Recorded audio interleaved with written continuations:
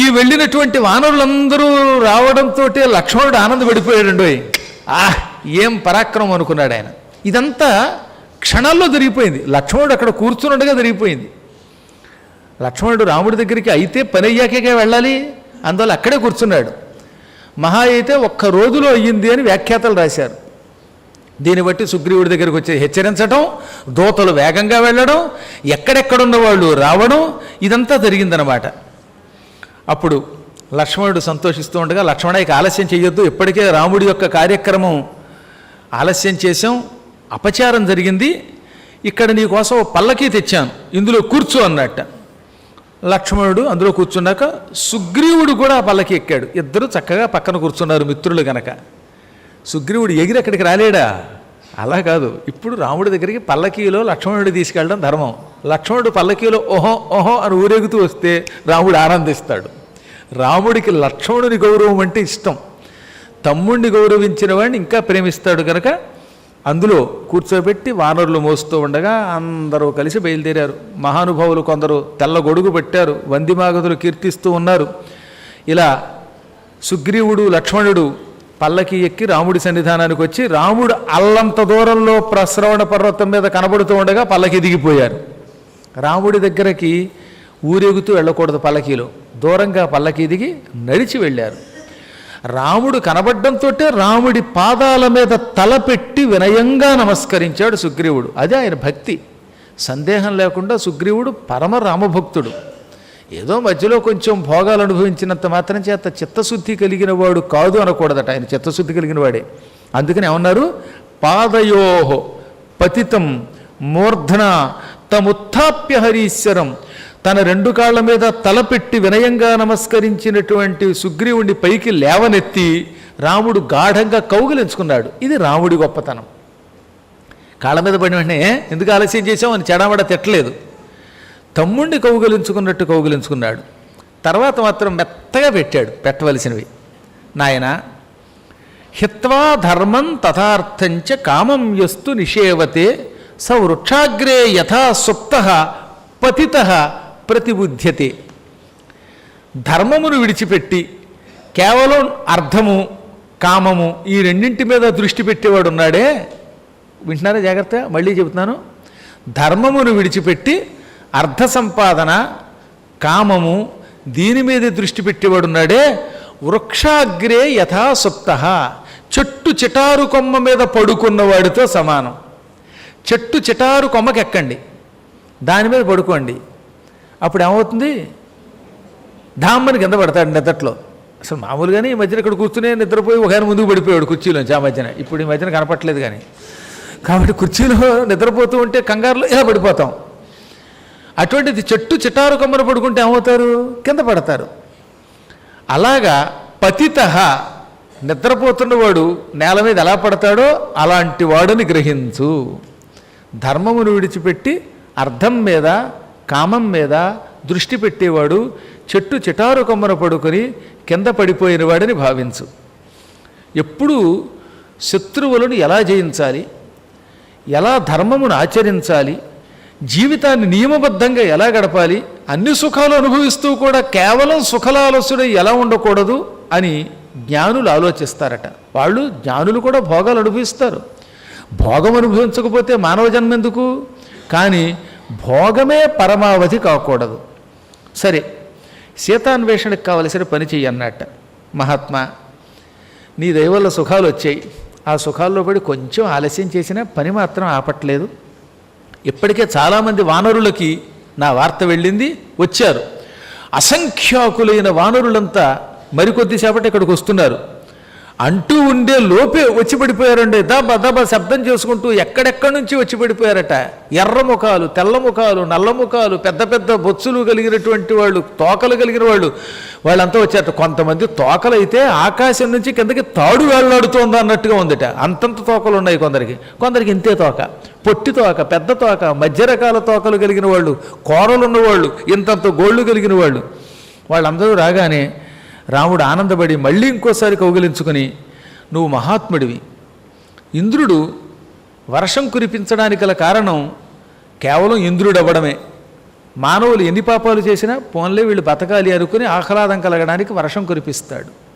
అలాగే మిత్రులు కరుణ అనే వర్షం కురిపిస్తారు. నువ్వు అటువంటి వాడివి, నీ స్వభావం నాకు తెలుసు. పూర్వం అనుహ్లాదుడని ఒక రాక్షసుడు ఉండేవాడు. వాడి పేరు అనుహ్లాదుడు. వీడెవడో తెలిసిన ప్రహ్లాదుడికి సొంత తమ్ముడు అంటాయి. హ్లాదుడు, అనుహ్లాదుడు, ఆహ్లాదుడు, ప్రహ్లాదుడు, ఈ నలుగురు అన్నదమ్ములు. అందులో ప్రహ్లాదుడు పరమ భాగవతోత్తముడు. ఆయన తమ్ముల్లో ఈ అనుహ్లాదుడు కొంతకాలం పోయాక అన్నగారిని విడిచిపెట్టి దుర్బుద్ధిలో పడ్డాడు. ఆ కాలంలో పౌలోముడు అని ఒక రాక్షసుడు ఉన్నాడు. పులోముడు వాడి పేరు. వాడు అన్నట్ట శచీదేవి చాలా అందంగా ఉంటుంది, ఆ శచీదేవి వరుసకు నాకు కూడా కూతురు అవుతుంది, ఆవిడ నువ్వు ఎత్తుకుపో అన్నట్ట. ఇంద్రుడు స్వర్గంలో లేని సమయం చూసుకుని ఈ పులోముడి యొక్క ప్రేరణతో అనుహ్లాదుడు అనేవాడు శచీదేవిని అపహరించాడు. ఈ విషయం ఇంద్రుడికి తెలిసింది. హుటాహుటిన బయలుదేరాడు. వజ్రం పుచ్చుకుని అనుహ్లాదుణ్ణి, ఈ అనుహ్లాదుణ్ణి శచీదేవిని ఎత్తుపమ్మని ప్రోత్సహించినటువంటి పులోముణ్ణి చితక్కొట్టి చంపేశాడు. తన శచీదేవిని తిరిగి తెచ్చుకున్నాడు.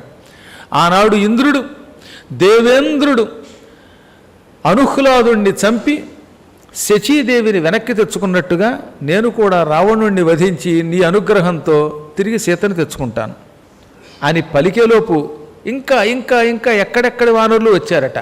శతవలి 10,000 సమూహాలతో కూడిన వానరులతో వచ్చాడు. తారతండ్రి సుషేణుడు వచ్చాడు. రుమతండ్రి సుగ్రీవుడికి మామ అయినటువంటి సుషేణుడు కూడా అక్కడికి వచ్చాడు. ఇది కాక కేసరి అనే వీరుడు వచ్చాడు. ఆయన హనుమంతుని తండ్రి. అంటే దీన్ని బట్టి సీతాన్వేషణకి కేసరి కూడా వచ్చాడు. హనుమంతుడే కదా, హనుమంతుడి తండ్రి కూడా వచ్చాడు. అది చాలా గొప్ప విషయం కదండి. తండ్రి కొడుకులు ఇద్దరు కూడా రామ కార్యక్రమంలో పాల్గొన్నారన్నమాట. ఆ మాట ఇందులో 17వ శ్లోకంలో చెప్పారు. పితా హనుమత శ్రీమాన్ కేసరి ప్రత్యదృశ్యత. హనుమంతుని తండ్రి కేసరి కూడా అనేక సహస్రములైన వానరులతో వచ్చాడు. ఆయన చాలా గొప్పవాడు. శంబసాధనులు అనేటటువంటి రాక్షసుని చంపాడండి ఆయన. ఆయన గురించి సుందరకాండలో మళ్ళీ ఇంకోసారి వస్తుందన్నమాట. ఇది కాక గవాక్షుడు వచ్చాడు. గవాక్షుడు గోలాంగోళం అంటే కొండముత్సు, నల్లని మూతి కలిగిన కోతుల్ని కొండముత్సులు అంటారే, వాటిని సంస్కృతంలో గోలాంగోళము అంటారు. ఏకంగా అసంఖ్యాకులైనటువంటి కొండముత్సుల్ని వెంట పెట్టుకుని ఆయన వచ్చాడు. ఇంకా ధూమ్రుడు అనేటటువంటి ఆయన ఎలుగుబంట్ల సైనికులతో వచ్చాడు. పనసుడనే ఆయన 3 కోట్ల మంది వానరులతో వచ్చాడు. నీలుడు అసంఖ్యాక వానరులతో వచ్చాడు. గవయుడు, దరీముఖుడు, జాంబవంతుడు వీళ్ళంతా కూడా తమ తమ సైనికులతో వచ్చారు. గంధమాదనుడు అనేవాడు 10,000 యోధులతో వచ్చాడు. రోమణ్వంతుడు వచ్చాడు అక్కడికి. రంభుడు వచ్చాడు, దుర్ముఖుడు వచ్చాడు, నలుడు వచ్చాడు, దధిముఖుడు వచ్చాడు, శరభుడు, కుముదుడు, వకిని, రంహుడు వీళ్ళంతా వచ్చారు అక్కడికి. ఆ వానరులందరినీ ఈ చుట్టుపక్కల దూరంగా ఉండండి, నాయకులు మాత్రం రండి, వీరందరూ ఒకేసారి ఇక్కడికి వస్తే పడలేము అని వాళ్ళందరినీ చుట్టుపక్కల యథాసౌఖ్యంగా ఉండమన్నాడు.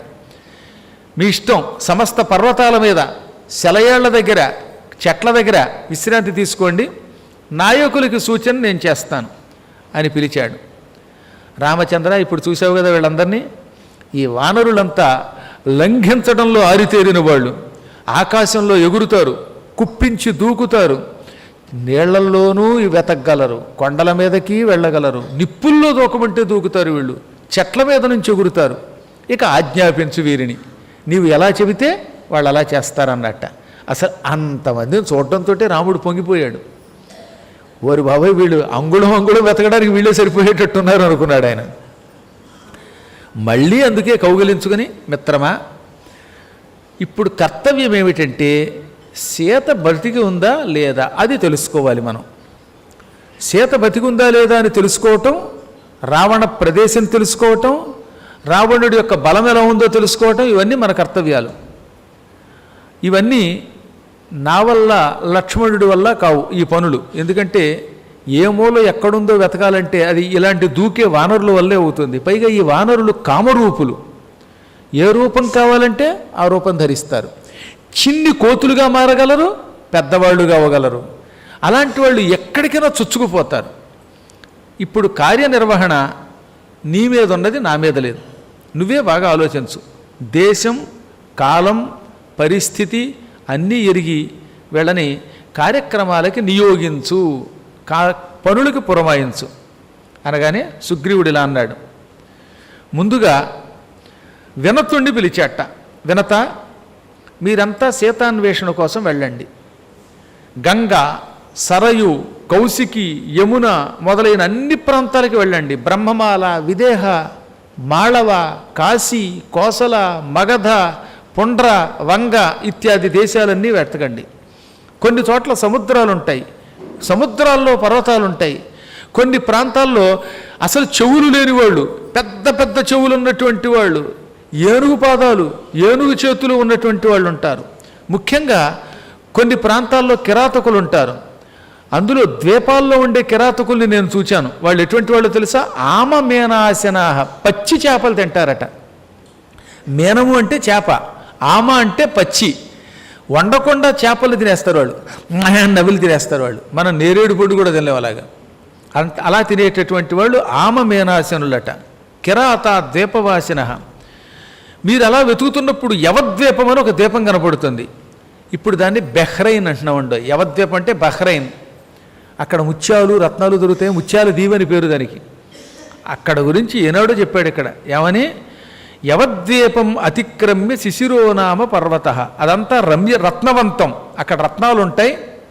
7 ద్వీవులు, 7 రాజ్యములు అనగా బెహ్రైన్, కువైట్, దుబాయ్, అదేదో ఇంకోటి ఉంది కదా, ఇవన్నీ కలిపి ఆ రోజుల్లో 7 రాజ్యాల కింద ఉండేవి. కాకపోతే అప్పుడంతా హిందువులే. అక్కడ శివాలయాలే ఉండేవి.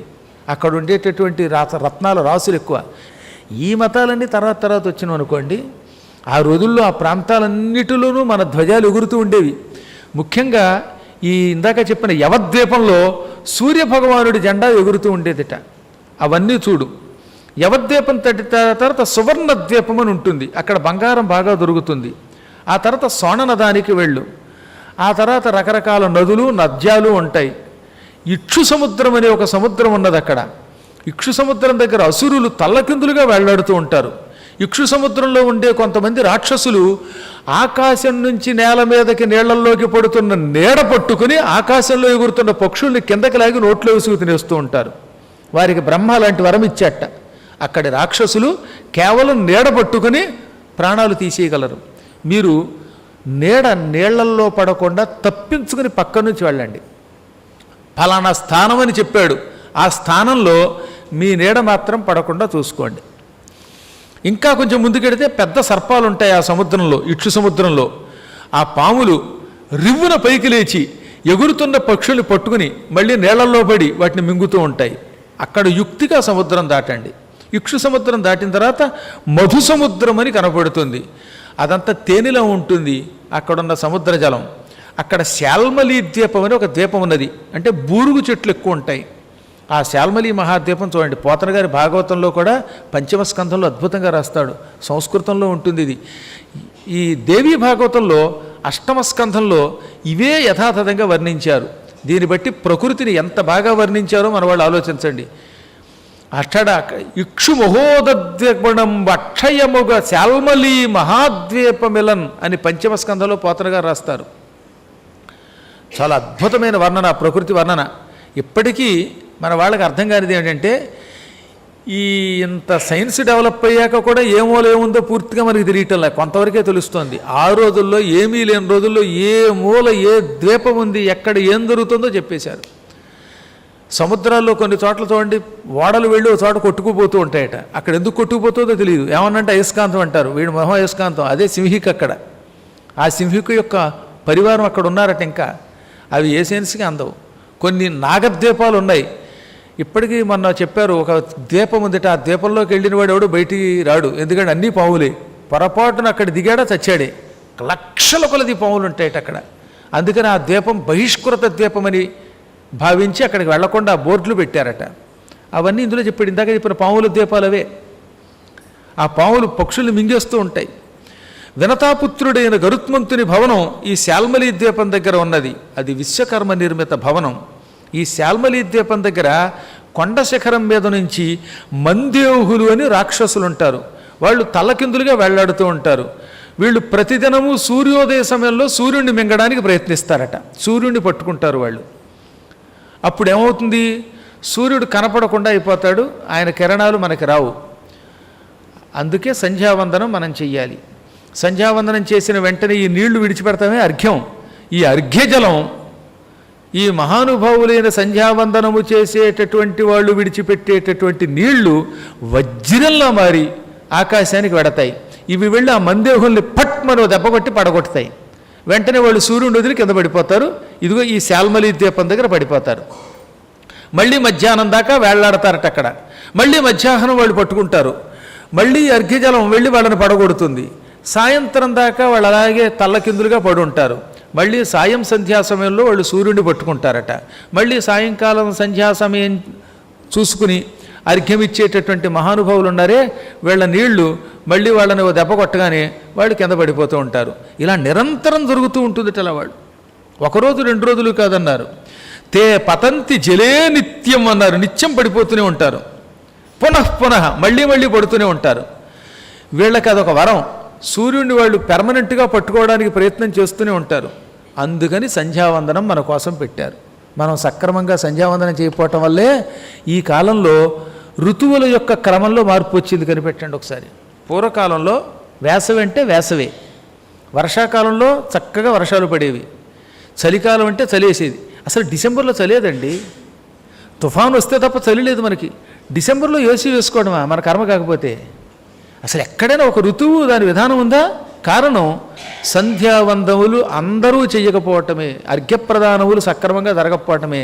వేళ తప్పకుండా మనము సంధ్యావందనము చేసి అర్ఘ్యం విడిచిపెడితే ఈ అర్ఘ్యజలం వెళ్ళి ఆ మందేహుల్ని సూర్యుడిని పట్టుకోకుండా పడగొడతాయి. అప్పుడు సూర్యుడు తన పని తాను సక్రమంగా చేస్తాడు. చేస్తే ఆయన కిరణములు సక్రమంగా భూమి మీదకు వస్తాయి. అప్పుడు అన్ని ఋతువులు తమ ధర్మములను తప్పకుండా నిర్వహిస్తాయి. వసంత ఋతువు కిందే ఉంటుంది, గ్రీష్మ ఋతువు కిందే ఉంటుంది, వర్ష ఋతువు కిందే ఉంటుంది. ఆ తర్వాత శరదృతువే, హేమంత ఋతువే. ఈ విధంగా శిశిర ఋతువే అవుతుంది. 6 ఋతువులు సక్రమంగా ప్రవర్తిస్తాయి. అప్పుడు మానవులు సుఖ సంతోషాలతో ఉంటారు, ధర్మం నిలబడుతుంది. అందుకని సంధ్యావందనం చెయ్యాలి. సంధ్యావందనం వెనకాతలు ఇంత అర్థం ఉన్నది. కాబట్టి ఇకనైనా అందరూ కూడా ఉపనయనం అయ్యాక సంధ్యావందనం చెయ్యండి. స్త్రీలకు కూడా సంధ్యావందన విధి ఉన్నది. ఆ విధానం ప్రకారం వాళ్ళు కూడా అర్ఘ్యం ఇవ్వండి. పూర్వకాలంలో అర్ఘ్యం అందరూ ఇచ్చారు. సీత ఇచ్చినట్టుగా సుందరకాండంలో ఉంటుంది. అది మీరు సుందరకాండంలో విందురు కానీ అవన్నీ చూడండి మీరు. వానర వీరులారా, ఘురత దధి సముద్రాలు కనపడతాయి. తర్వాత అక్కడి నుంచి వృషభ పర్వతానికి వెళ్ళండి. క్షీరోదం అనేటటువంటి సముద్రం ఉన్నది. అక్కడ పాలవలే కనపడుతుంది నీరు, అందుకే దాన్ని క్షీరసాగరం అంటారు. ఆ తర్వాత జలోదం అంటే మంచినీటి సముద్రం ఉంటుంది. అది దాటి వెళ్ళాక జాతరూప శిలలను ఉంటాయి. అవి భయంకరమైనటువంటి అగ్నిజ్వాలల్ని కమ్మేటటువంటి శిలలు. ఆ గిరిశిఖరం మీద అనంతుడనే పేరుతో ఆదిశేషుడు విహరిస్తూ ఉంటాడు. ఆయనకు నమస్కరించుకుంటే శుభాలు కలుగుతాయి. ఆయన 1000 శిరస్సులు కలిగిన వాడు, 1000 పడగలు కలిగిన మహానుభావుడు ఆయన. అక్కడి నుంచి తూర్పు దిక్కుకి వెడితే తాళధ్వజం ఉంటుంది. అక్కడ ఆ తాళధ్వజం అనంతుని కోసం దేవతలు ఏర్పాటు చేశారు. ఇది దాటితే ఉదయ పర్వతం కనపడుతుంది. అక్కడ గన్నేరు చెట్లు ఎక్కువ ఉంటాయి. అది దాటాక సౌమనసము అనేటటువంటి ఒక దృఢమైన బంగారపు రంగులో ఉన్న పర్వత శిఖరం ఉంటుంది. అది 10 యోజనాల ప్రమాణంలో ఎత్తుగా ఉంటుంది, 8 మైళ్ళు వెడల్పుతో ఉంటుంది. పూర్వం శ్రీ మహావిష్ణువు వామనావతారం ఎత్తాడు. అప్పుడు 3 అడుగులు అడిగి పుచ్చుకొని బలిచక్రవర్తి దగ్గర శరీరం పెంచి ఒక పాదం ఈ సౌమనస పర్వతం మీద పెట్టాడు, 2వ పాదం మేరు శిఖరం మీద పెట్టాడు. ఆ మధ్యలో ఉన్న ప్రాంతమంతా ఆయన పాదస్పర్శ వల్ల బంగారపు రంగులో కనపడింది. అదే ఇప్పుడు మీరు వెళ్ళి వెతకవలసిన సౌమరస పర్వతం. ఆ పర్వతం మీద వైఖానసులు, వాలఖిల్యులు అని పేరు కలిగిన మహర్షులు దర్శనమిస్తూ ఉంటారు. వాళ్ళు మహాత్ములు అన్నమాట, తపస్సంపన్నులు. వారికి నమస్కరించండి. అక్కడి నుంచి సుదర్శన ద్వీపానికి వెళ్ళండి. ఈ సుదర్శన ద్వీపం మీద సూర్యభగవానుడి యొక్క ఉపాసకులు ఉంటారు. సూర్యోపాసకులు, సౌర ఉపాసకులు అంటారు వారిని. వారికి ఆకలి దప్పిక ఉండదు. ఇక్కడ కూడా సీత కోసం వెతకండి. సూర్యుడు ఉదయించే మొట్టమొదటి పర్వతం అక్కడ కనపడుతుంది. దాన్నే మిహిరద్వీప నగరం అంటారు. అవిద్యానామంతస్తిమిర మిహిరద్వీప నగరం అన్నారు. మిహిరద్వీప నగరం అంటే సూర్యుడు మొట్టమొదట ఉదయించే పర్వత ప్రాంతం, ఉదయాద్రి అన్నమాట. దాన్నే ఆ రోజుల్లో నీప్ అనేవారట. అదే నిప్పాన్ అంటున్నారే, జపాన్ వాళ్ళు అంటారే, ఆ ప్రాంతానికి వెళ్ళమని చెప్పారు. ఇది బ్రహ్మలోకానికి భూలోకానికి ద్వారం వంటిది. ఊర్ధ్వలోకవాసులు భూలోకానికి ఇక్కడి నుంచి అడుగు పెడుతూ ఉంటారు. అందుకే దీనికి పూర్వదిశ అని పేరు వచ్చింది. ఈ ఉదయాచలం ప్రాంతం అంతా సీత కోసం వెతకండి. ఇక నేను చెప్పినంతా కూడా తూర్పు దిక్కు ప్రాంతం, అదంతా వెతకండి. ఈ ప్రాంతానికి అంతా వెతకడానికి మీకు మాసం గడువు ఇస్తున్నారు. ఇదంతా తూర్పు దిక్కు చెప్పాడు ఆయన. తూర్పు దిక్కుని ఇదంతా వెతకండి, మాసంలోపు రావాలి. ఇక ఇప్పుడు దక్షిణం దిక్కు. దక్షిణం దిక్కుకి ఎవరిని పంపిద్దామని అనుకుంటే ఆయనకి అంగదుడు కనబడ్డాడు. దక్షిణం దిక్కు ఎందుకో కొంచెం ప్రత్యేకమైనది అనిపించింది ఆయనకి. అందుకే యువరాజు అంగదుడిని పిలిచాడు. అంగదా, నువ్వు నాయకుడివి, నీకు తోడుగా నీలుడు, హనుమంతుడు, బ్రహ్మపుత్రుడైన జాంబవంతుడు, సుహోత్రుడు, శరగుల్ముడు, గదుడు, గవాక్షుడు, గవయుడు, సుషేణుడు, ఋషభుడు, మైందుడు, ద్విధుడు, విజయుడు, గంధమాదనుడు, ఉల్కాముకుడు, అనంగుడు, అసంగుడు, అంగద ప్రముఖాదులతో కలిసి వెళ్ళండి. మీరంతా దక్షిణం దిక్కుకి వెతకండి. ముందుగా వింధ్య పర్వతంతో ప్రారంభించండి మీ అన్వేషణ. వింధ్య పర్వతం అంతా రకరకాలైనటువంటి వృక్షములతో ఉంటుంది, లతలతో ఉంటుంది. విషసర్పాలు కూడా ఉంటాయి అక్కడ. నర్మదా నది వింధ్య పర్వతం చుట్టూ ప్రవహిస్తూ ఉంటుంది. ఓంకార క్షేత్రం అక్కడే ఉన్నది. అక్కడి నుంచి వెతికి గోదావరి, మహానది, కృష్ణవేణి, వరద మొదలైన నదులను వెతకండి. మేఖల, ఉత్కల, దశార్ణ దేశం, అవంతి, అశ్వవంతి ఈ నగరాలన్నీ వెతకండి. విదర్భ, ఋషిక, మాహిషక, వంగ, కళింగ, కౌశిక దేశాలు వెతికే బాధ్యత మీదే. అక్కడి నుంచి దండకారణ్యం అంతా వెతకండి. ముఖ్యంగా దండకారణ్య తీరంలో గుహలు ఉంటాయి. గోదావరి తీరం అంతా కూడా విచిత్రమైన ప్రాంతం కాబట్టి నదీం గోదావరీంచైవ సర్వమేవానుపశ్యత, గోదావరి తీరమంతా వెతకండి. తథైవ ఆంధ్రాంశ్చ పుండ్రాంశ్చ చోళాన్ పాండ్యాన్ సకేరళాన్, అక్కడి నుంచి ఆంధ్రప్రదేశ్ అంతా వెతకండి. అప్పటికి ఆంధ్రప్రదేశ్ 2 ముక్కలు అవ్వలేదు కనుక మొత్తం వెతకండి. అక్కడి నుంచి పుండ్రదేశం వెతకండి, చోళ, పాండ్య, కేరళ అన్ని భాగాలు వెతకండి. మలయ పర్వతాన్ని వెతకండి. అయోముఖ పర్వతం అని దాన్ని పిలుస్తారు. కొంతమంది అయోముఖ పర్వతాన్ని ఏదో మలయ పర్వతం అని కాకుండా గంధమాదన పర్వతం అన్నారు. కానీ నిజంగా అయోముఖం అంటే మాత్రం మలయ పర్వతం అనేది డిక్షనరీలన్నీ చెబుతున్నాయి, నిఘంటువులు చెబుతున్నాయి. అందుకే మలయ పర్వతం వెతకండి. అక్కడి నుంచి ముందుకెడితే కావేరీ నది కనపడుతుంది. ఆ కావేరీ నది తీరంలో ఒకప్పుడు అగస్త్య మహర్షి తపస్సు చేశాడు. ఇంతెందుకు, కవేరుడు అని ఒక మహర్షి ఉండేవట. ఈ అగస్త్య మహర్షి యొక్క భక్తుడైన శివోపాసనతో అగస్త్య మహర్షి ద్వారా కాసిన నీళ్లు పొందాడు. ఆ నీళ్లు తన కమండలంలో పోసుకున్నట్ట. ఈ కమండలంలోంచి ఎప్పుడు కావాలంటే అప్పుడు నీరు అలా వస్తూనే ఉంటుందన్నమాట, ఏకధారగా. ఆయనకి నీటి కొరత లేకుండా ఉంది. ఆ కమండలంలో నీళ్లు అలా కింద పోస్తే క్షణంలో ఆ నీళ్లు ఓ చెరువుగా మారిపోయేవి. అందులో స్నానం చేసేవాడు ఆయన. స్నానం పూర్తయ్యాక ఆ నీళ్లు మళ్ళీ ఎగిరిపోతూ ఉండేవి. ఓ రోజున ఋషులంతా కలిసి విఘ్నేశ్వరుడి దగ్గరికి వచ్చారు. విఘ్నేశ్వర, ఈ ప్రాంతంలో నది లేదు, దాంతో ప్రజలు అల్లాడిపోతున్నారు. అగస్త్య శిష్యుడైన కవేరుడి దగ్గర ఒక కమండలం ఉంది. ఆ కమండలంలో నీళ్లు ఆయన వాడుకుని మళ్ళీ కమండలంలోకి లాక్కుంటున్నాడు. ఆ కమండలం తిరగబడిందంటే, బోర్లా పడిందంటే మాత్రం ఆ నీరు శాశ్వతంగా ఒక నది కింద ప్రవహిస్తుంది. మా కోసం ఈ ఉపకారం చేయమంటే విఘ్నేశ్వరుడు కాకి రూపం ధరించి కావ్ అన్నట్ట. అనగానే నవ్వుకున్నాడు ఈయన. ఏం కాకి, ఏం కావాలన్నట్ట. కావు అందది, అన్నిటికీ కావే అందిట. ఆ కమండలం కావాలందిట. ఆయన నవ్వుకుని కాకి ఏం చేసుకుంటుందిలే అని ముట్టుకో అన్నట్ట. అది కాకి అనుకున్నాడు ఆయన పాపం. వెంటనే అది వచ్చి ఆ కమండలం అలా తలకిందులుగా పెట్టింది. తల్లకిందులు ఎప్పుడూ చెయ్యొద్దు అని చెప్పేట కమండలం ఇస్తూ అగస్త్యుడు. కొంచెం కొంచెం ఉంచుకోవాలి కానీ పూర్తిగా తిప్పద్దన్నట్ట. ఈయన తిప్పేశాడు. తిప్పగానే నీళ్ళన్నీ పడిపోయాయి. కవేరుడి కమండలం నుంచి పుట్టడం వల్ల కావేరి అన్నారు దాన్ని. అలా కావేరి నది వచ్చిందనమాట. దాంతో ఋషి తెల్లబోయి, కాకి ముట్టుకోమంటే తలకిందులుగా తిప్పి నా జీవితం పాడు చేశావంటే వెంటనే ఆయన విఘ్నేశ్వరుడిగా మారిపోయి, నీ జీవితం పాడవలా, ఈ రోజు నుంచి నీ పేరు మీదుగా కావేరి ఏర్పడుతుంది. జనమంతా నిన్ను తలుచుకుంటారు. పద్మాకర్ గారు రామాయణంలో నీ పేరు చెబుతారు. జనమంతా నిన్ను పొగుడుతారు, చప్పట్లు కొడతారు, కొంచెం గట్టిగా కొడతారు. కాబట్టి నువ్వు శాశ్వతంగా ప్రజలు కావేరి కావేరి అని పిలిచినంతకాలం నువ్వు బ్రహ్మలోకంలో ఉందువుగా కానీ వరం ఇచ్చాడు. అది ఆ కావేరీ తీరంలో కూడా వెళ్ళండి, అక్కడ అగస్త్య మహర్షిని చూడండి. అక్కడి నుంచి పాండ్య దేశానికి వెళ్ళండి. పాండ్యం దాటిన తర్వాత సముద్రాలు దాటండి, మహేంద్ర పర్వతం చూడండి. ఆ మహేంద్ర పర్వతం చాలా బాగుంటుంది, యక్షులు ఉంటారు. దేవేంద్రుడు అక్కడికి వస్తూ ఉంటాడు. ఆ మహేంద్ర పర్వతం మీద రాత్రిపూట మహానుభావుడు పరశురాముడు నివసిస్తూ ఉంటాడు. అక్కడికి 100 యోజనాల దూరంలో ఒక మహాద్వీపం ఉంది. ఆ మహాద్వీపంలో బహుశా రావణుడు కనబడవచ్చు. ఆ దక్షిణ సముద్రం నుంచి వెళ్ళేటప్పుడు మాత్రం ఆ ద్వీపానికి వెళ్ళేటప్పుడు 100 యోజనాలు చెప్పాడండోయ్, శతయోజన విస్తీర్ణం అని చెప్పాడు. ద్వీపం పేరు చెప్పలేదు తప్ప అక్కడ ద్వీపం ఉంది. 100 యోజనాలు దాటేటప్పుడు కొంచెం జాగ్రత్తగా ఉండండి. మధ్యలో అంగారకము అని పేరు కలిగిన ఒక రాక్షసు ఉన్నది. దానికే సింహిక అని పేరు. అది దక్షిణ సముద్రం దాటి ద్వీపానికి వెడుతున్నప్పుడు పైనుంచి కిందకి పడుతున్నటువంటి జంతువుల పక్షుల యొక్క నీడని పట్టుకుని ఆ నీడని కిందకి ఏదో తాడుతో లాగినట్లు లాగేసి ప్రాణులు తింటూ ఉంటుంది. ఛాయాగ్రహిణది. దాని దగ్గర జాగ్రత్తగా ఉండండి.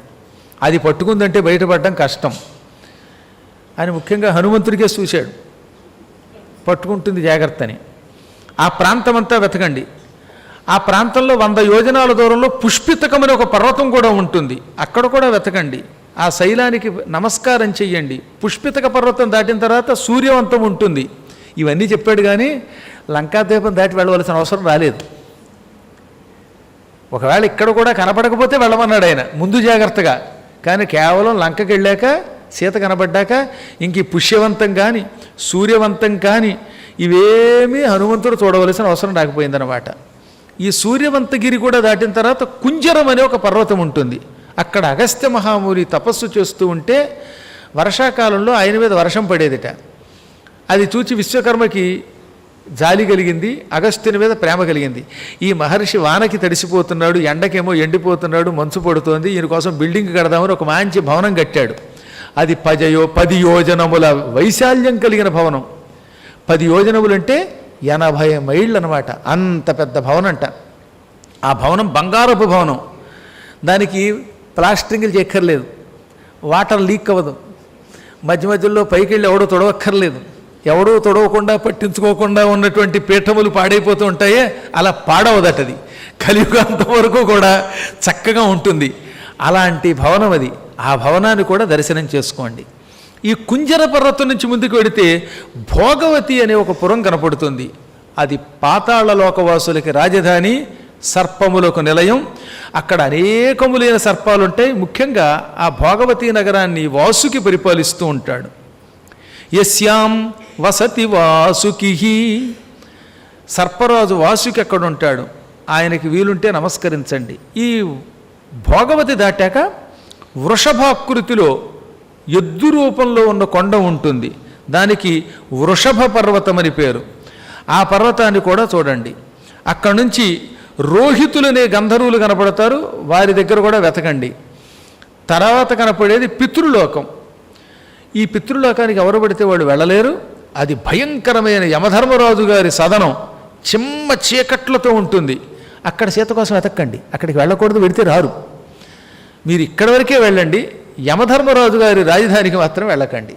యమధర్మరాజు గారి రాజధానికి వెళ్ళాలంటే దానికి ఇంకా టైం ఉంది. రాజధాని యమశేష కష్టేన తమసావృతే చెప్పాడు, అక్కడికి వెళ్ళొద్దని. ఈ విధంగా మీరు ఇక్కడి వరకే వెళ్ళగలరు. అది దాటాక ఏముందో దారి దొరకదు, నాకు తెలియదు. అక్కడి వరకు యముడి రాజధాని దాకా చూసి వెనక్కి వచ్చేయండి. 1 నెలలాళ్ళు మీకు గడువు ఇస్తున్నాను. ఈ నెలలోపు మీలో ఎవరైనా వచ్చి దృష్ట సీతేతి వక్ష్యతి, ముందుగా నా దగ్గరకు వచ్చి సీతని చూచాను సీతను అనాలట. సీతను చూశాను కాదు, దృష్ట చూడబడినది. ఎవరు? సీత. చూడబడినది సీత. వ్యవహారంలో చూచాను సీతని అని ఎవరైనా చెబితే వాడు నాతో సమానముగా ఆ రోజు నుంచి చూడబడతాడు. నాతో సమానంగానే అతడు కూడా రాజు. అతడికి సమస్త భోగాలు నాతో సమానంగా ఇస్తాను. అతనికంటే ప్రేమాస్పదుడు నాకు మరొకడు ఉండడు. అతడు నాకు ప్రాణం, నాకు బంధువు, ఎన్ని తప్పులు చేసినా క్షమిస్తాను. ఇంత మాట అన్నాడు ఆయన. ఏమన్నాడు? మత్తుల్య విభవ సుఖం స విహరిష్యతి తతః ప్రియతర నాస్తి మమ ప్రాణాద్విశేషత. అంతటి ప్రియుడు మరొకడు ఉండడు, నాకు అతడు ప్రాణం కంటే ఎక్కువ.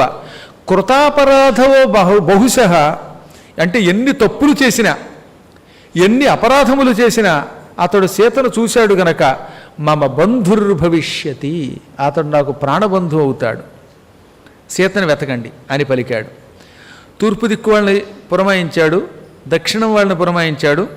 ఇప్పుడు పశ్చిమ దిక్కుకేసి పంపాలి. ఎవరిని పంపాడు? సుషేణుణ్ణి, తార తండ్రిని పంపాడు. సుషేణ ఇలారా, నీవు నీ అనుయాయులు పడమరకు వెళ్ళండి, మీరందరిది పశ్చిమ దిక్కు అన్నమాట. నువ్వు సూక్ష్మ బుద్ధివి, గరుత్మంతునిలా వెడతావు. మీరంతా సీతాన్వేషణ చెయ్యండి. సౌరాష్ట్రం ముందు వెతకండి. పశ్చిమ దిక్కులో ఉన్నది సౌరాష్ట్రం కదా వాళ్ళకి దగ్గరలో, అందుకని సౌరాష్ట్రం అంటే ఇప్పుడు గుజరాత్లో ఉందే సోమనాథలింగం, అటు వెళ్ళండి. బాహ్లిక దేశం, సూరదేశం, భీమదేశం అంతటా వెతకండి. మొగలి పొదలు కూడా వెతకండి సీతకి. ఎంత కూడా అంగుళము కూడా సీత కోసం వెతకకుండా ఉండవద్దు. ఏమో రాక్షసులు చిన్న చిన్న రూపాలతో కూడా సీతని దాచి ఉండొచ్చు కాబట్టి చిన్న చిన్న మొగలి పొదలు కూడా వెతకండి. దారి పొడుగుతా ఉన్న ఋషులను చూడండి. పడమర దిశలో ఉన్న సముద్రం అంతా వెతకండి. ఆ సముద్ర తీరంలో ఉన్నటువంటి తోటలు వెతకండి. సింధునదం వెతకండి. హేమగిరి వెతకండి. పారియాత్రం అని ఒక పర్వతం కనపడుతుంది, అది కూడా వెతకండి. ఈ పారియాత్ర పర్వతం మీద 24 కోట్ల మంది గంధర్వులు అదృశ్య రూపంలో ఉంటారు. వారు మహాపరాక్రమవంతులు. మీరు వాళ్ళతో తగాదా పడకండి, ఎందుకంటే మీరు ఎంత గొప్పవాళ్ళైనా గంధర్వులతో తగాదా పడితే ప్రమాదం.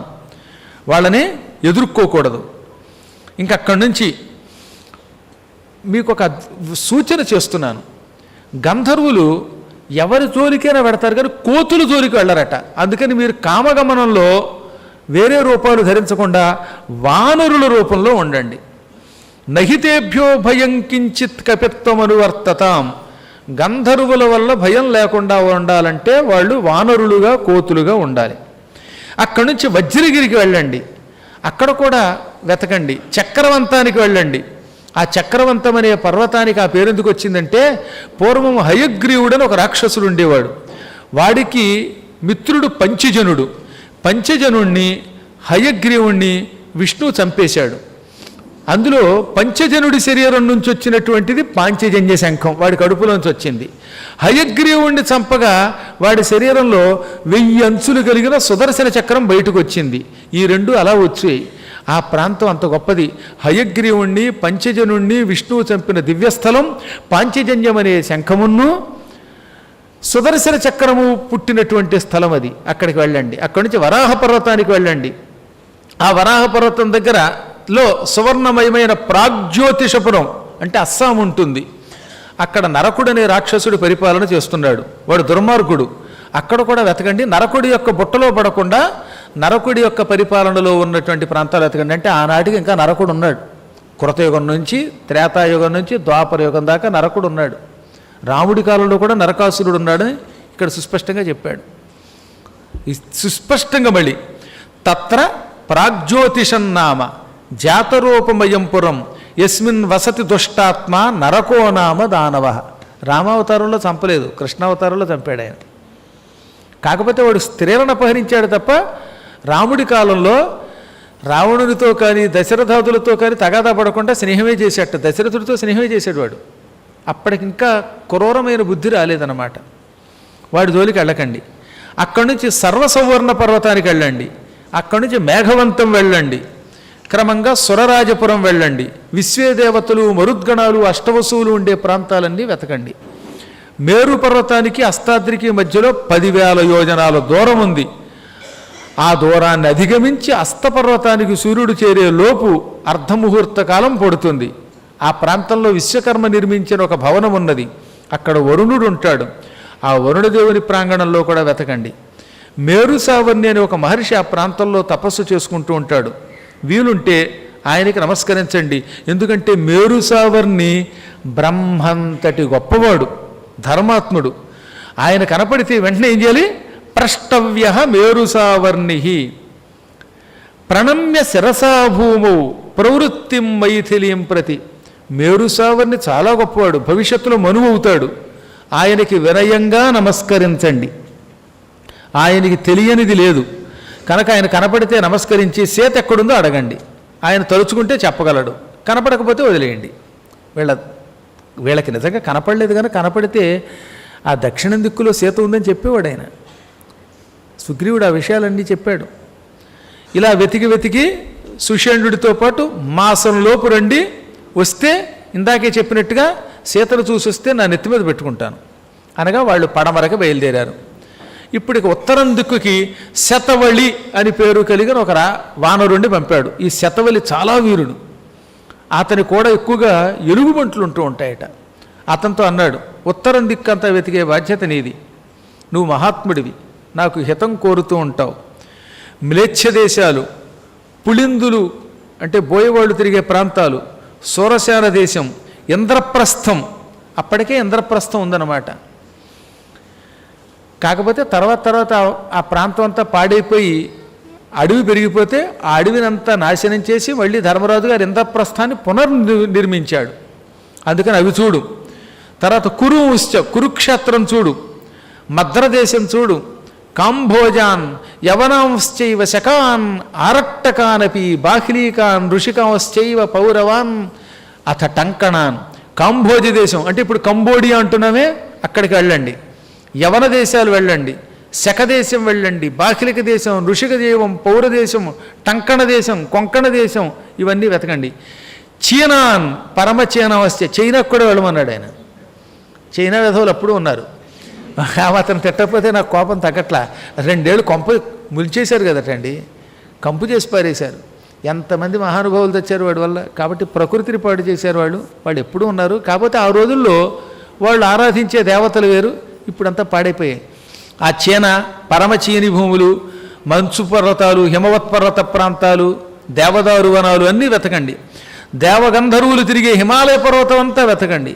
హేమగర్భం అనే పర్వతం ఒకటి ఉంటుంది, అక్కడ కూడా వెతకండి. అక్కడి నుంచి దేవసఖ పర్వతానికి వెళ్ళండి. తంతు శీఘ్రమతిక్రమ్య కాంతారం రోమహర్షణం కైలాసం పాండురం శైల్యం ప్రాప్య హృష్ట భవిష్యత. అక్కడ కైలాస పర్వతం కనపడుతుంది.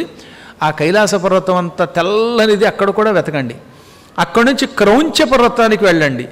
అక్కడే పూర్వం కుమారస్వామి పుట్టాడు. కుమారస్వామి కొంతకాలం తిరిగాడు. కుమారుడు తన శక్తి ప్రయోగించటం వల్ల దానికి క్రౌంచం అని పేరు వచ్చింది. అది దాటాక ఔరుక్ష పర్వతానికి వెళ్ళండి. అక్కడి నుంచి మైనాక పర్వతానికి జన్మస్థానం ఉన్నది, అక్కడికి వెళ్ళండి. మైనాకుడు ఇప్పుడు అక్కడ లేడు కానీ పుట్టిన స్థలం అది. ఆ పర్వతం కూడా వెతకండి. వైఖానసం అనే సరస్సు ఉంటుంది, అది కూడా వెతకండి.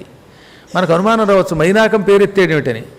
ఆ మైనాకుడు పుట్టిన తర్వాత అతడు ఇప్పుడు ప్రస్తుతం సముద్రంలో ఉన్నాడు కానీ ఆయన జన్మస్థలం కదా, అందుకని మైనాక జన్మస్థలం కూడా వెతకమన్నారన్నమాట. అవన్నీ దాటాక శైలోదము అని ఒక పర్వతం ఉంటుంది.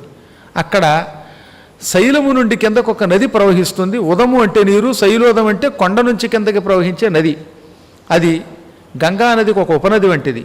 అవన్నీ వెతకండి. కీచకములు అని పేరు కలిగిన వెదుళ్ళు ఉంటాయి అక్కడ, బొంగు వెదుళ్ళు అన్నమాట. ఎంతంత లావుగా ఉంటాయి వెదుర్లు. ఆ వెదుర్లు కదులుతూ ఉంటే పెద్ద పెద్ద శబ్దాలు వస్తాయి. ఆ పొదల్లో కూడా వెతకండి. కీచకము అంటే నిజానికి వెదురండోయ్. కీచకుడిగా పేరు ఎందుకు వచ్చింది? వాడు వెదురు బొంగులాగా మంచి పొడుగ్గా ఉండేవాట. వాడు అరిస్తే వెదురు కర్రల్లోంచి వచ్చిన శబ్దం వచ్చేది, అందుకని వాడికి కీచకుడు అని పేరు వచ్చింది. ఉత్తర కురుదేశాలు వెతకండి.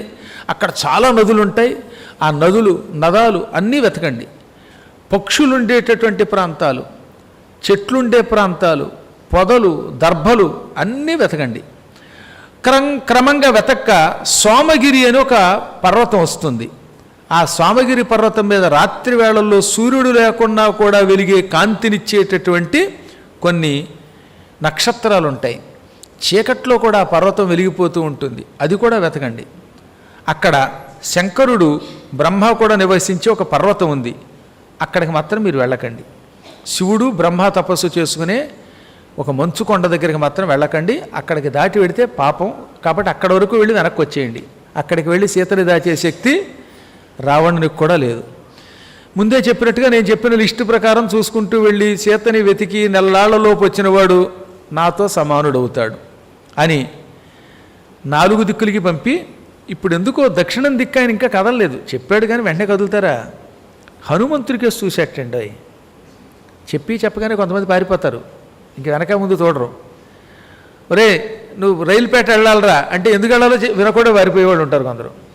ఇక్కడే కూర్చుంటాడు, పారిపోతాడు వాడు, మళ్ళీ నేను అరవాలన్నమాట.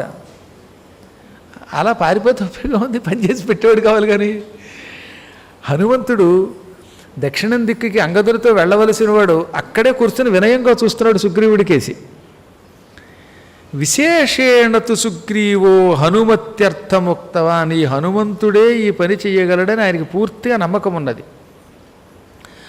అందుకే హనుమంతుడి దగ్గరికి పిలిచి, వానరోత్తమ, దేవతలు ఉండే ప్రాంతానికి కూడా వెళ్ళగలిగేవాడివి నువ్వు ఒక్కడివే. అసురులు, గంధర్వులు, నాగులు, మానవులు ఎవరూ నీకు సాటిరారు. సీతాన్వేషణ నువ్వే చెయ్యాలి, సీతను నువ్వే చూస్తావనే నా నమ్మకాన్ని నిలబెట్టాలి.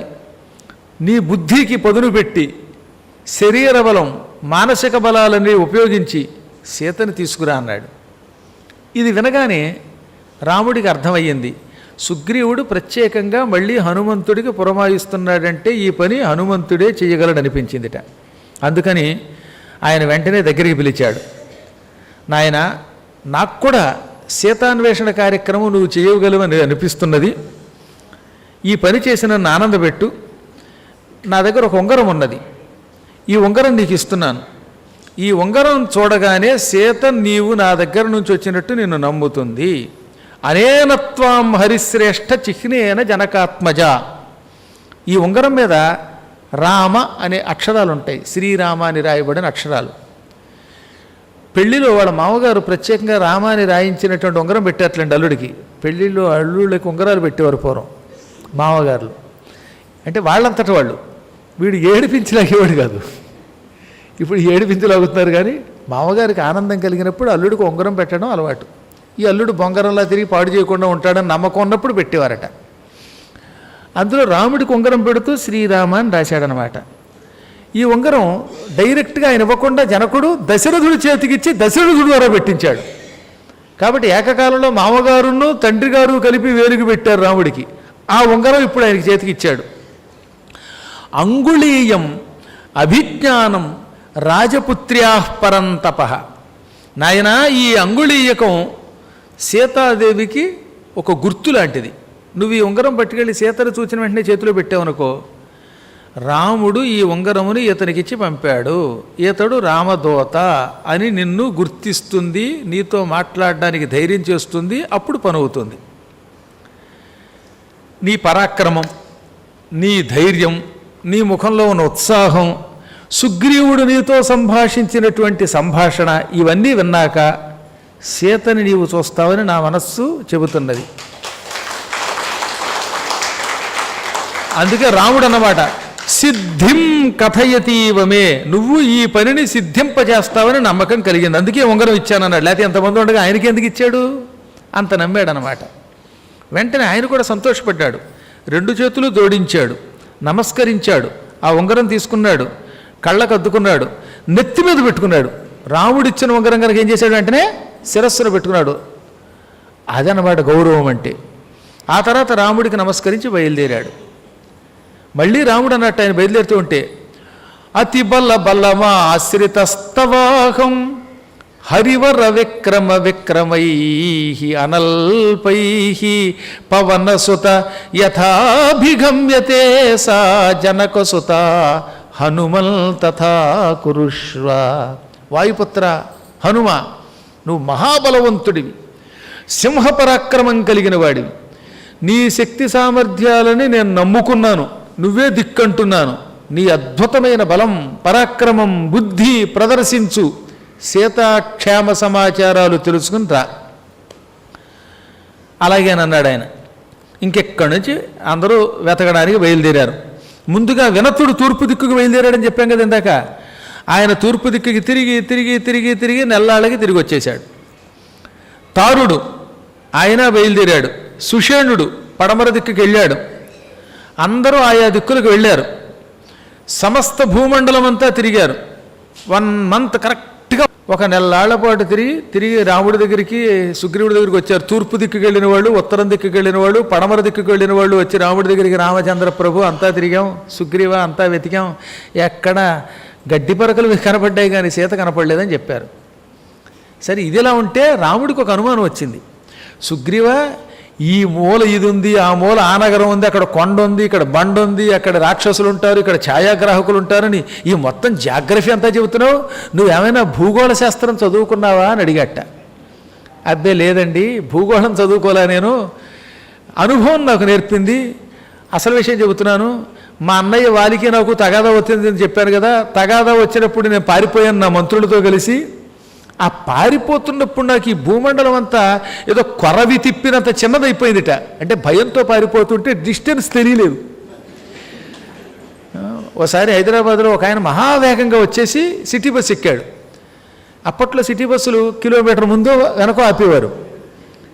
ఆ లోపల ఉన్నాయని అడిగాడు, అయ్య బాబు ఏం పరిగెత్తారండి, అసలు ఈ రన్నింగ్ రేసులో మిమ్మల్ని పీటీ ఉష కూడా గెలవలేదు, అంత వేగంగా వచ్చి ఎక్కారు ఏమిటంటే, ఏం చేయాలంటే కుక్క తరిమిందండి అన్నాడు. కుక్క తరిమితే కంగారు చెక్కేసాడు వాడు, పరిగెత్తుకుంటూ వచ్చి బాణంలో పరిగెత్తాడు. భయం వేసినప్పుడు అలా పరిగెడతాం, అదే మామూలు రోజుల్లో నడవలేం, అమ్మా అమ్మ అంటాం. అది భయం యొక్క గొప్పతనం. ఆ భయంతో పరిగెడుతున్న నాకు భూమి అంతా చిన్నదైపోయింది. ముందు తూర్పుకి పరిగెత్తా, అయినా వాలి మధ్య మధ్యలో నన్ను తరివాడు. అక్కడంతా తిరిగి ఏమున్నాయో గుర్తుపెట్టుకున్నట్టు, ఇంత గందరగోళంలో కూడా ఏమోలేముందో రాసుకున్నట్టు డైరీలో. అక్కడి నుంచి ఉత్తరానికి వెళ్ళాను, పడమరకు వెళ్ళాను, దక్షిణానికి వెళ్ళాను, రామ రామ రామ ఆ రోజుల్లో పరిగెత్తి అన్నీ రాసుకున్నాను. ఆ తర్వాత పరిగెడుతూ ఉంటే ఒక రోజున హఠాత్తుగా హనుమంతుడు అన్నాడు, హనుమాన్ బుద్ధి సంపన్న వాక్యం అబ్రవీతి, తెలివైన వాడు కాబట్టి అన్నాడు, ఎందుకయ్యా తూర్పు పడమర ఉత్తరం దక్షిణం తెగ తిరుగుతున్నావు? మతంగ మహర్షి శాపం పెట్టడం వల్ల ఋష్యమూక పర్వతం మీదకి వాలి రాడు కదా, ఈ విషయం నాకు ఇప్పుడు గుర్తుకొచ్చింది అన్నట్ట. అప్పుడు సుగ్రీవుడు అన్నాడు, ఈ విషయం ముందే చెబితే ఎంత పరిగెత్తరు కదా, అలిసిపోను కదా అంటే, ఇది నీకు భవిష్యత్తులో ఉపయోగపడుతుంది అనుభవం అన్నట్టు ఆయన. ఈ అనుభవం కోసమే పరిగెత్తాడు, లేకపోతే పరిగెత్తకపోతే ఇవి తెలియకపోతే సీతాన్వేషణ కోసం ఇన్ని విషయాలు చెప్పడు కదా. దక్షిణం దిక్కుకి ప్రత్యేకంగా పెడుతున్నప్పుడు సింహికం ఉంటుందని కూడా చెప్పాడా, అది అవసరం. కాబట్టే అంత తిరిగింది గుర్తుపెట్టుకున్నాడు. కొంతమంది వాళ్ళు చెప్తే రేపు మర్చిపోతారు. ఫలానా ఆవిడ మొన్న వచ్చిందా అంటే, గురువుగారు ఆవిడ వచ్చినట్టు గుర్తులేదంటారు నా శిష్యులు మహామేధావులు. అంటే నిన్నటిది ఇవాళే మర్చిపోతున్నారు. ఇంకా ఒక ఆయన అయితే వాళ్ళ ఆవిడ పేరే మర్చిపోయాడు. ఏమండి మా ఆవిడ పేరు ఏమిటంటాడు నా దగ్గరకు వచ్చి, వాళ్ళ ఆవిడ పేరు నేనేం చెబుతాను? అలా ఉంటారు. అలా కాకుండా సుగ్రీవుడు మొత్తం మేధావి కనుక గుర్తుపెట్టుకున్నట్టు ఇన్నేళ్ల తర్వాత కూడా ఏ మూల ఏముందో గుర్తుపెట్టుకున్నాడంటే ఆయన ఎంత గొప్పవాడంటే ఆలోచించండి ఒకసారి. ఇదంతా చెప్పాట. సరే ఏమైతేనే అన్ని ప్రాంతాలకి వెళ్ళిన వాళ్ళు తిరిగి వచ్చారు. మా వల్ల కాలేదన్నారు. అయినా సుగ్రీవుడు ధైర్యంతో ఎందుకున్నాడో తెలుసా? తూర్పు నుంచి వెళ్ళిన వాళ్ళు వచ్చారు, పడమరకు వెళ్ళిన వాళ్ళు వచ్చారు, ఉత్తరం దిక్కు వాళ్ళు వచ్చారు, ఒక్క దక్షిణం దిక్కుకి వెళ్ళిన వాడు రాలేదు. ఇక్కడ ఉన్న కిటికంతా దక్షిణ దిక్కులోనే ఉంది. పైగా అంగదుడు నాయకుడు, అందులో ఉన్నవాడు హనుమంతుడు. అంగదుడు నాయకుడిగా, హనుమంతుడు తెలివైనవాడుగా, జాంబవంతుడు సూచనలు చేసేవాడుగా ఉన్నటువంటి వాళ్ళు వెళ్ళిన ప్రాంతంలో సీత కనబడి తీరుతుంది. రామా నువ్వు కంగారు పడద్దన్నట్టు. అంటే అంత ఆలోచన కూడా ఉండాలి. సుగ్రీవుడు అందుకే మేధావి కనుకే రాజయ్యాడు. ఏ మేధావి కాకపోతే ఇంకేముంది, వాడు మహానిగా మంత్రి పదవి ఇవ్వడం దండగా. ఇంకా వానరులంతా దక్షిణం దిక్కుకు వెళ్ళిన వాళ్ళు అలా వెతికారు, అన్ని పర్వతాలు వెతికారు. కండు మహర్షి అని ఒక మహర్షి ఉన్నాడు. ఆ మహర్షి ఉన్న ఒక అడవికి వెళ్ళారట. అలా వెతుకుతున్న వేళకు ఒక అడవి కనపడిందండి. ఆ అడవిలో చెట్లన్నీ ఎండిపోయాయి, అసలు ఎక్కడ ఒక చెట్టు లేదు, మంచినీళ్ళు లేవు, దరిద్రంగా ఎండిపోయి ఎడారిలో అయిపోతుందన్నమాట. ఏమిటి పచ్చగా చెట్లు లేవు ఏమిటి అనుకున్నారట వాళ్ళు. అప్పుడు చెప్పాడు జాంబవంతుడు, పూర్వం ఇక్కడ కండుడు అని పేరు కలిగిన ఒక మహర్షి తపస్సు చేశాడు. చాలా గొప్పవాడు ఆయన, తపశ్శక్తి కలిగిన వాడు, కానీ కోపిష్టి. ఆయన కర్మయోగం వల్ల ఆయన కొడుకు 16 ఏళ్ళు వచ్చాక హఠాత్తుగా చచ్చిపోయాట. 16 ఏళ్ల కొడుకు ఈ అడవిలో చచ్చిపోయాడు. ఈ అడవిలో చెట్ల వల్ల ఆయన చచ్చిపోయాడు. చెట్టు మీద పడి చచ్చిపోయట్లండి. అందుకని దిక్కుమాలిన అడవి, నా కొడుకు నువ్వు చంపావు కాబట్టి ఈ రోజు నుంచి నువ్వు నాశనం అయిపోదువుగాక, ఎండిపోగాక ఈ అడవి, ఈ అడవిలో ఎప్పుడూ పచ్చదనం ఉండకుండా ఉండుగా కానీ శపించాడు. అప్పటి నుంచి ఆ చెట్టు అంతా ఎండిపోయింది, ఒక్క జంతువు ఉండదు అక్కడ, ఒక్క పక్షి కూడా ఉండదు.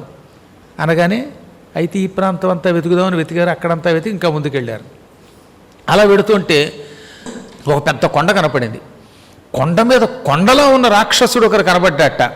కనపడివాడు, ఒరేయ్ ఈ కొండ మీద చాలా కాలంగా మకాం పెట్టానురా, నాకు ఆకలేసినప్పుడల్లా చుట్టుపక్కల జంతువుల్ని వాటిని తినేవాడిని.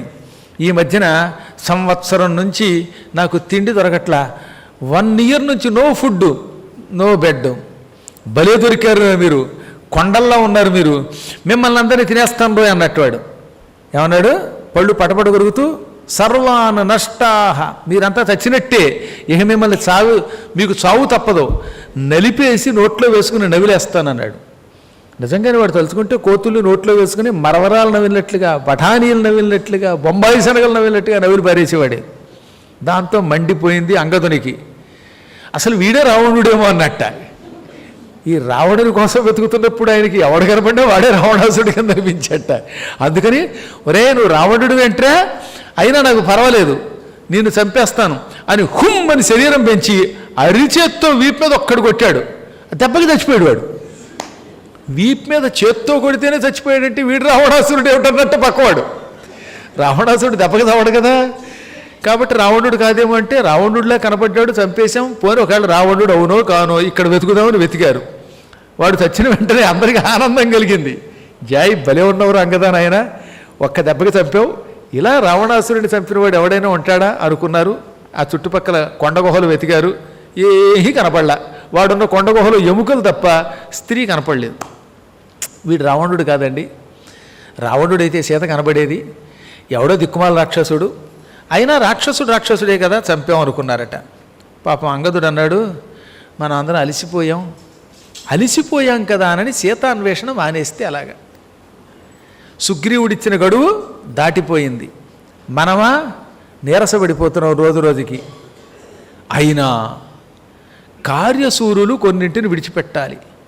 విహాయ తంద్రీం శోకంచ నిద్రాం చైవ సముత్థితాం విచినుధ్వం యథా సీతాం పశ్యామో జనకాత్మజాం. విహాయ అంటే విడిచిపెట్టి. దేన్ని విడిచిపెట్టాలి? తంద్రీం సోమరితనాన్ని, బద్ధకాన్ని విడిచిపెట్టాలి. రెండవది శోకాన్ని విడిచిపెట్టాలి. సీతని ఎంత వెతికినా ఆవిడ కనపడటం లేదని ఏడుపు వస్తుంది ఇప్పుడు వీళ్ళకి, అందుకని ఏడవడాన్ని విడిచిపెట్టాలి. కష్టం వచ్చినప్పుడు బద్ధకం ఉండకూడదు, ఏడుపు ఉండకూడదు. మూడవది నిద్ర, దాన్ని విడిచిపెట్టాలి. ఇలా విడిచి ఉత్సాహం తెచ్చుకొని సీతను వెతుకుదాం. ఎవరు తామనుకున్న పనులలో విజయం సాధిస్తారు. విజయం సాధించాలంటే కొన్ని లక్షణములు ఉండాలి. అవి ఏమిటో చెప్తున్నాడు. అనిర్వేదము అంటే దుఃఖించకుండా ఉండుట, విరక్తి పొందకూడదనమాట. మనం ఏం చేస్తాం అని కొంతమంది ఎప్పుడూ నీరసంగా పలుకుతూ ఉంటారు. అదో దిక్కుమాల లక్షణం అండి. పరీక్ష పాస్ అవుతావా? మనం ఎక్కడ పాస్ అవుతాం, మనం ఎక్కడ అని నన్ను కూడా కలపడం. పైగా ఆ దిక్కుమాలాడు ఎలాగో పాస్ అవ్వకపోతే పాస్ అయిపోయాడు, నేను పాస్ అవుతాను కదా. అలాగనమాట. మనమేం చేస్తాం, మనం ఎక్కడ మాట్లాడతాం, అన్నిటికీ మనం ఎక్కడ ఏం చేస్తాం. ఏమి చేయలేడు ఈ దిక్కుమాలాడు, ఎందుకు పుట్టాడు అసలు? అది ఉండకూడదు. అలా ఏమీ చెయ్యలేమనే నిరుత్సాహం ఉందే దాన్ని అనిర్వేదం అంటారు. అది విడిచిపెట్టాలట విజయం పొందాలనుకున్నవాడు. దాక్ష్యం అంటే ఎప్పుడు మంచి ధైర్యం ఉత్సాహంతో ఉండాలి. నేను ఏదైనా సాధించగలను అనుకోవాలి. మనసశ్చ అపరాజయ, మనస్సులో ఎప్పుడూ కూడా నాకు విజయమే వస్తుందనుకోవాలి. తన మనస్సును ఏమనుకోవాలి? నాకు పరాజయం లేదు, నేను ఏదైనా సాధిస్తాననుకోవాలి. ధైర్యోత్సాహాలు పొందాలి, ఎప్పుడు ఏడు మొహం పెట్టకూడదు. అలా ఉన్నవాడు కార్యసిద్ధి సాధిస్తాడు. సుగ్రీవుడు కోపస్వభావం కలిగిన వాడు. నెల్లాళ్ళు గడువు ఇచ్చాడు, ఆ గడువు చూస్తే పూర్తయిపోతోంది. అది పూర్తయ్యేలోపు సీతను వెతకకుండా ఆలస్యంగా వెడితే మన ప్రాణం తీస్తాడు. కాబట్టి ఏం చేద్దామనగానే గంధమాధనుడు అన్నవాడు గొంతు ఎండిపోయి నీరసంతో ఉన్నా సరే గొంతుకు లేవట్లా కదా, నాకు గొంతుకు లేవట్లా, అయినా నువ్వు చెప్పినట్టే చేద్దాం అంటే నీరసం చెయ్యను అనలేడు, చేస్తాను అనలేడు. అలాగే చేద్దాం అన్నట్ట పీలకంఠంతో ఆయాసపడుతూ అన్నాడు పాపం. సరే మళ్ళీ వెతికారు.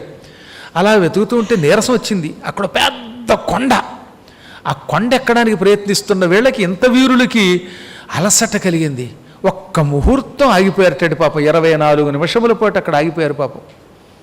నిజానికి విశ్రాంతి తీసుకోకుండా వెతుకుదాం అనుకున్నారు, కానీ కాళ్ళు నొప్పులు ఎడుతుంటే ఏం చేస్తారు? మా కాళ్ళు పని చేయవు, దాహం ఆకలి. అలా కూర్చుని కొంత బడలిక తీర్చుకుని ఇంకొంచెం ముందుకు వెళ్ళారు. ప్రాణం పోయేంత దప్పిక వచ్చింది అప్పుడు వాళ్ళకి, అంత దాహం వేసింది. గజుడు, గవాక్షుడు, మైందుడు, శరభుడు, గంధమాదనుడు అందరికీ నీరసం వచ్చేసింది. యువరాజు తారుడనే ఒక వీరుడు అందరూ బాధపడుతున్నారట. వీళ్ళు వెళ్ళిన ఆ ప్రాంతం వృక్షబెలము అని పిలువబడుతుంది. అది చాలా గొప్ప బెలం, దాని పేరు వృక్షబెలం. అది ఒక రాక్షసుడి బెలం. అందులో లోపల అద్భుతమైన కొలనులు ఉన్నాయి, చెరువులు ఉన్నాయి. ఆ గుహలో నుంచి పక్షులు బయటకు వస్తున్నాయి, మళ్ళీ లోపలికి కడుతున్నాయి. బయటకు వచ్చిన పక్షుల యొక్క శరీరం అంతా తడిసి ఉంది, రెక్కలు తడిసి ఉన్నాయి, ముక్కులు తడిసి ఉన్నాయి, వాటికి తామర పువ్వుల యొక్క పుప్పొడి కనపడుతోంది. అది చూడగానే హనుమంతుడు అన్నాడు, ఇదేదో రావణుని గుహ అయ్యి ఉండదు, ఏదో మాయామందిరం. ఏది ఏమైనా లోపల నుంచి నీరు ఉన్నట్టుగా నాకు తెలుస్తున్నది. ఈ పక్షులు నీటితో తడిసున్నాయి, మనం సాహసించి లోపలికి కడదాం. ఎందుకంటే ఈ బయట ఉంటే దాహంతో చచ్చేటట్టున్నాం, లోపలికి వెడితే సాహసించి నీళ్లు దొరకచ్చు, ఏమైనా లోపలికి పోదాం అన్నట్ట. హనుమంతుడు చెప్పగానే వాళ్ళంతా సాహసించి లోపలికి వెళ్ళారు. ఆ లోపలికి వెళ్ళేటప్పుడు అంతా కటిక చీకటి, ముందేమో సన్నగా ఉంది. ఆ సన్నని మార్గంలో కష్టపడి ఒకళ్ళొకళ్ళు పట్టుకుని వంగి వెళ్ళగా వెళ్ళగా క్రమంగా గుహ వెడల్పు అయిపోయింది. అలా వెడల్పు అవుతున్న గుహలో చీకట్లో కూడా చూడగలరు కనుక చూసుకుంటూ వెళ్ళారు.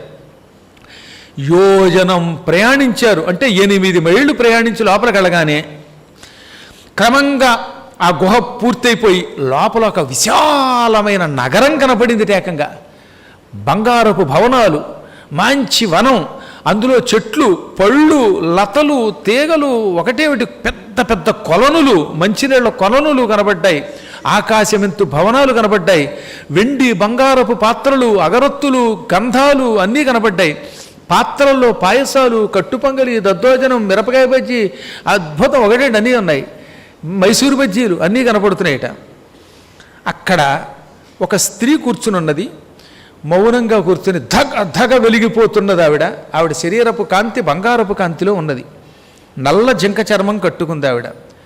ఆ దివ్య స్త్రీని చూడగానే హనుమంతుడు వినయంగా వంగి నమస్కరించాడు. ముందు నమస్కరించాడు. జగన్మాత నీవెవరివి, ఈ బంగారం ఎవరిది, ఈ గుహ ఎవరిది అని అడిగాడు. ఆవిడ చెప్పడం మొదలుపెట్టింది. ఆ విశేషాలను మళ్ళీ రేపటి రోజు కార్యక్రమంలో మనం యథాప్రకారంగా ముచ్చటించుకుందాం.